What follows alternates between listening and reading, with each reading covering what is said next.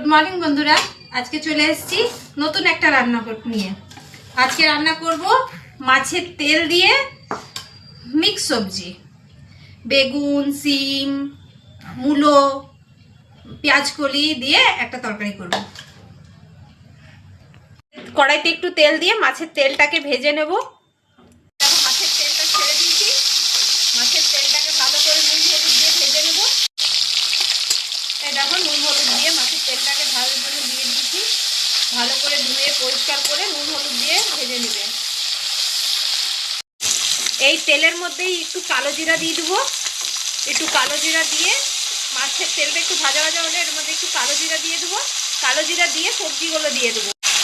এই দেখো, আমি সবজিগুলো দিয়ে দিয়েছি। সবজিগুলো দিয়ে ভালো করে নাড়িয়ে নেব। নুন আর হলুদ দিয়ে হালকা আছে একটু ঢেকে দেবো, তাহলে সবজিটাও সেদ্ধ হয়ে যাবে আর বেশ একটু ভাজা ভাজা হবে। তারপরে জিরা আদা বাটা দিয়ে আমি ততক্ষণে জিরা আদাটা বেটে এটাকে এবার ঢেকে দিই। আদা জিরার পেস্টটা দিয়ে দিলাম।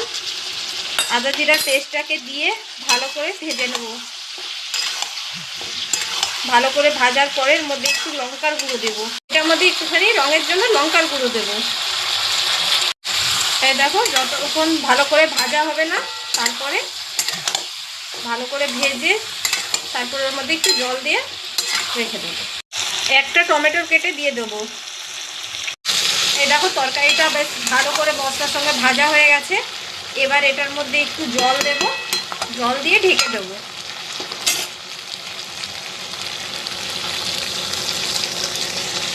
এইটুকুই জল দেবো, বেশি জল দেবো না। এই দেখো, মাছের তেলের তরকারিটা কমপ্লিট হয়ে গেছে। একদম একটুখানি দেখে নেবো নুন ঝাল কেমন আছে। সব ঠিক আছে।